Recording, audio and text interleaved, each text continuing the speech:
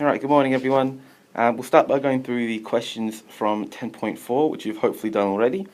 Starting with this one, what is the fundamental problem in most respiratory diseases?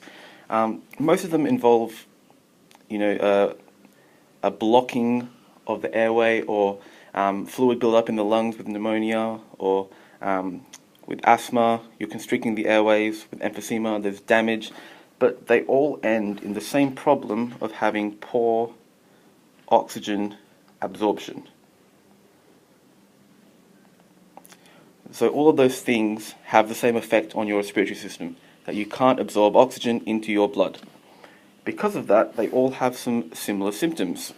So from this poor oxygen absorption, if you think about how your body needs to compensate, that usually ends up with you having a faster breathing rate, because your body's trying to get more oxygen into the blood because it's being absorbed poorly. You may also see things like coughing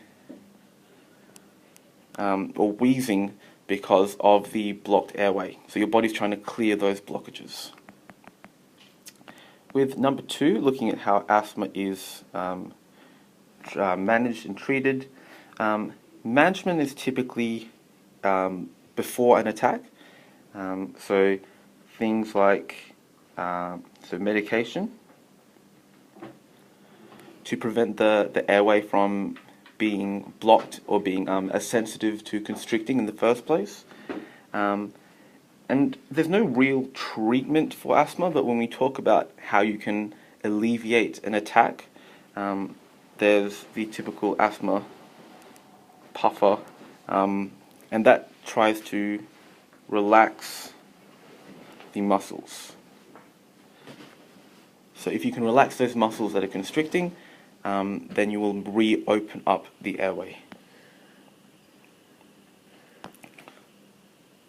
Oops. Okay.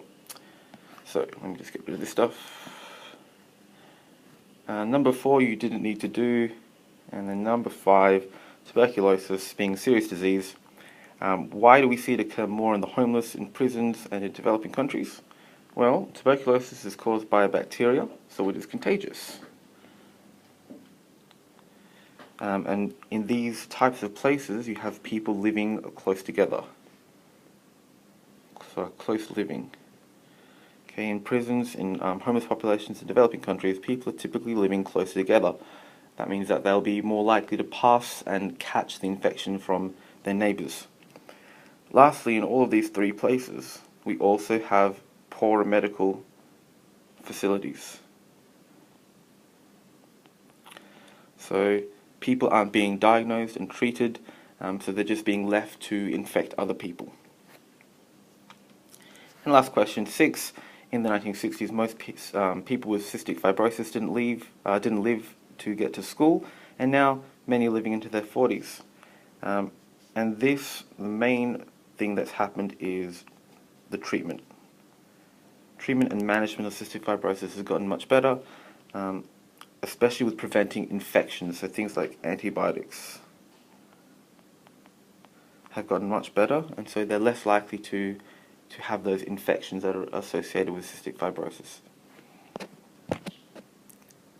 Did we do anything from here? Yes. So 7, tobacco smoke. So the nicotine is the addictive part of smoke. But when we look at what actually causes the damage, the tar, that gathers in your alveoli, in your bronchioles, and it just clogs and blocks the airway, so air can't get into the alveoli. And the second thing is the carbon monoxide. And remember, carbon monoxide, if you mix that with hemoglobin, it'll bind very strongly, meaning your oxygen, so carbon dioxide goes onto hemoglobin, which means that oxygen, this cannot work, or it won't work as well, so you won't get as much oxygen being absorbed into your bloodstream. And when we look at, lastly, why people continue to smoke, those are things which you've probably heard before. So peer pressure is probably the biggest one, or the appearance. So maybe people think it looks cool to smoke, There is also the addictive part.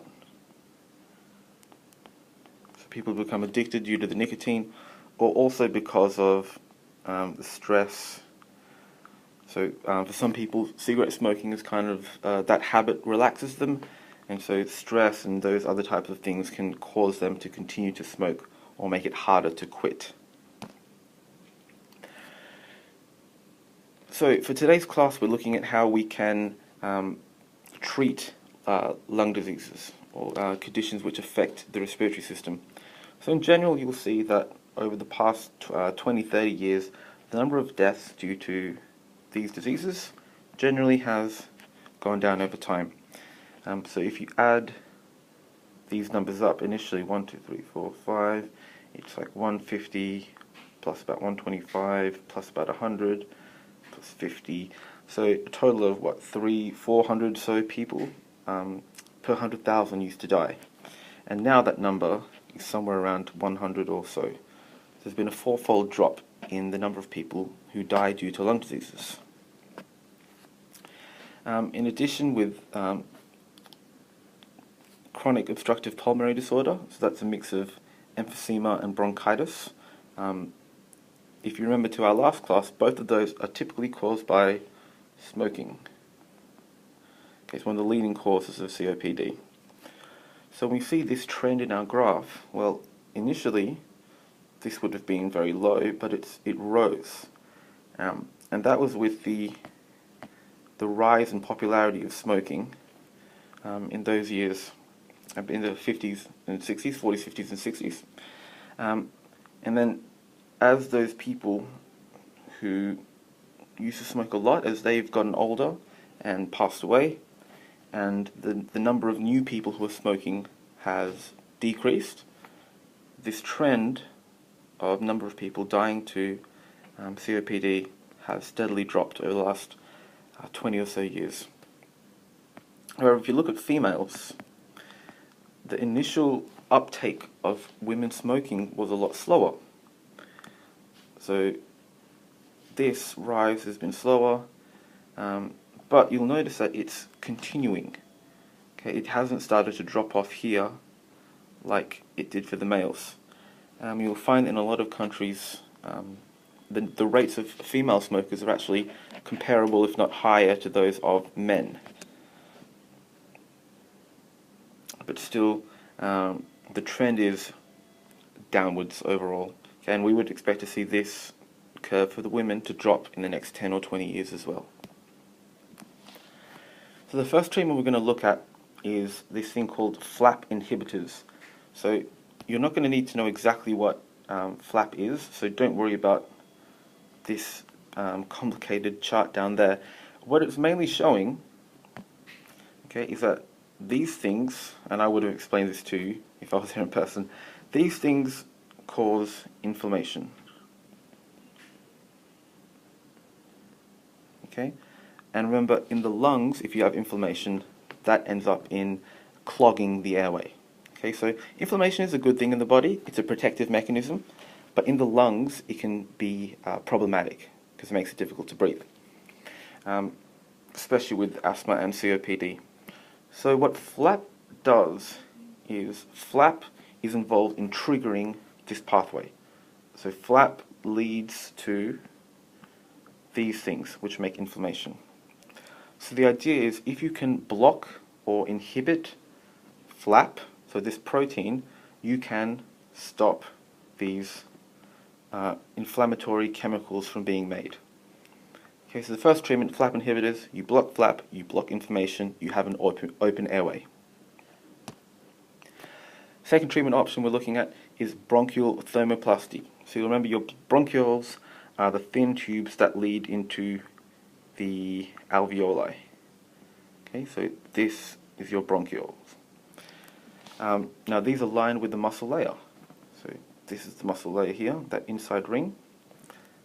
And the problem is, if your muscles are thicker, like they are in asthma especially, when they constrict, that airway size, so this size here, shrinks dramatically. So with bronchial thermoplasty, you insert something into the bronchioles and you treat it with heat. And in response to that heat treatment, this muscle layer gets smaller. So you shrink that muscle layer. So even when it does contract, okay, you can't stop it from contracting because that's a condition of asthma. But when they contract, there's less muscle there. So this shrinking is not as strong. Okay, it's not as dramatic. So even when your muscles are contracting, the airway still remains open. And with bronchial thermoplasty, people who have had it, they can be asthma attack free for up to 5 years following that treatment. So it's quite effective. So artificial lungs are this cool little pack type of thing, stays outside of your body, and it essentially just functions like your lung does. In its structure, you have lots of tiny tubes, okay, giving a very high surface area. Okay, this will be filled with your blood, so all around those tubes, like here, just floating around it, will be your blood. So you have a high surface area, you have high blood flow, which is basically functioning as your lungs. So it has a similar structure and a similar function. So on top of this membrane, you'll have your blood that would normally go to your lungs in one way, and this will be connected. So here and so here will be oxygen going in. Okay, that will be connected to a can or a bottle of oxygen. That would then be the waste going out. So we'll have the gas transfer occurring inside this artificial lung from this fresh oxygen.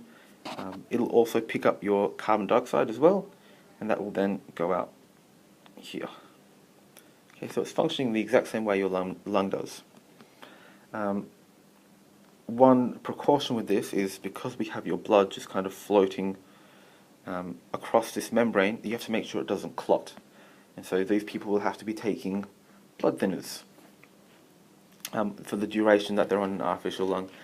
And the problem with blood thinners is if you have any other injury or you bump into something, you fall over, that bleeding is not going to stop, or it's going to take a lot longer to stop. So these people have to be very careful with how they live while they're on an artificial lung. At the moment, this is not a permanent solution. It can't do the full job of a lung for the remainder of your life. The main reason they use it is to keep people alive until a lung transplant, which is a more permanent solution, until one of those become available. But that doesn't mean that in the next 5 to 10 years that we're not going to see that. They're still researching to try and make these things a more permanent solution. So this is an example of a woman who had cystic fibrosis, severe cystic fibrosis, and a severe infection in her lungs. And if you saw the video, she was kept alive for 6 days, I believe it was, on an artificial lung, while they were waiting for a donor. And so for those 6 days, this artificial lung was performing all of that gas exchange for her, oxygenating her blood, until they could find a transplant. And so, because both of her lungs were damaged, they needed to get a set of donor lungs, so healthy lungs to replace a damaged or diseased portion. In her case, it was both of her lungs completely. In some cases, it can just be one lung or a part of a lung. The main difficulty with a transplant is acquiring donors. Organs cannot be kept in storage for very long. If they don't have ready access to blood supply, they will start to die because they're made of living cells. So this means that people need to be, so there'll be people just waiting for someone to pass away, unfortunately, but then, if they're a donor, allows their lungs and other organs to be transplanted into people who need them. But I guess a good thing is that there aren't many people, people aren't just constantly dying with healthy organs. And so the organ rates at which they're coming in aren't exactly high. There is also the thing where people don't want to donate their organs necessarily, and so many of these people who are waiting for transplants don't get them. And I think in the UK it's something around 10,000 or so people, 1,000 or 10,000 people die a year waiting for organ transplants. That number may actually even be higher. I'll try and find that statistic at some point. Other things are underlying conditions. So giving new lungs doesn't mean you've treated whatever the problem was. If the lungs were damaged due to some infection, there's nothing stopping that infection from coming back. Okay, giving you new lungs has not treated your infection necessarily. Lifestyle factors. So if you are a smoker and you get new lungs, you may still trash those new lungs. Okay, there's nothing really stopping you from doing that. Or if you're in a poor environment, those complications will still exist. Lastly, blood and tissue. Sorry, that should be 2 S's in tissue. They have to match. So every time you get a new something from outside of your body is going inside, your body does not want that. Your immune system is made to fight off those foreign things inside your body. So doctors have to make sure that this tissue is as close as possible to your tissue.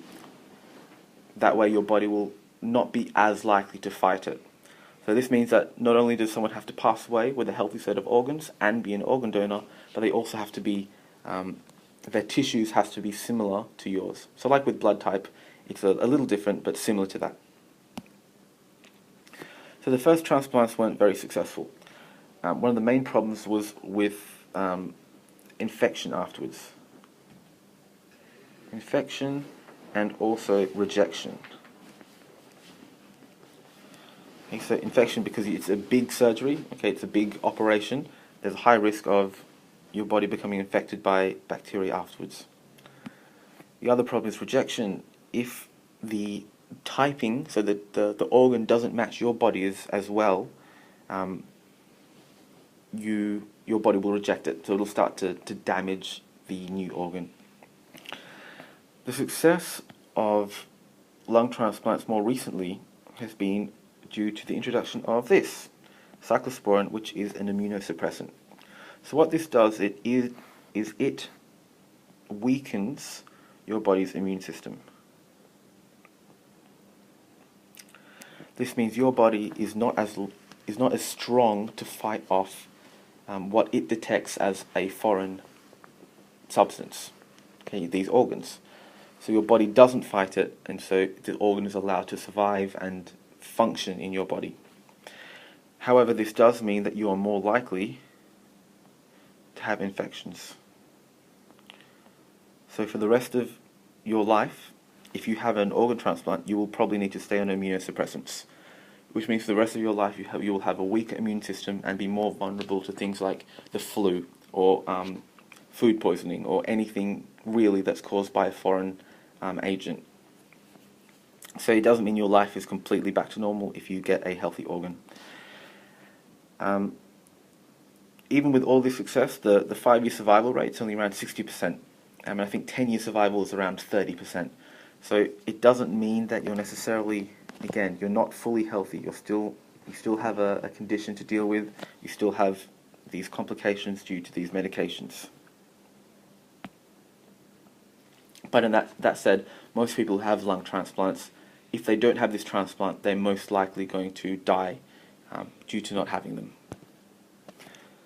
So from this class, if you can describe these technologies, okay, especially things like multiple choice questions, matching definitions with the terms, or things like that, that's probably how this will be assessed. It's unlikely that I'll ask you to name, for example, what is flap.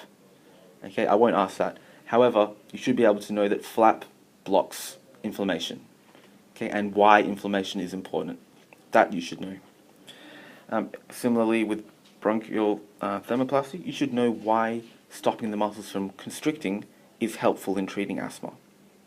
Okay, so if you have any questions from this, send me an email or something like that, and I'll do my best to get back to you. Thank you.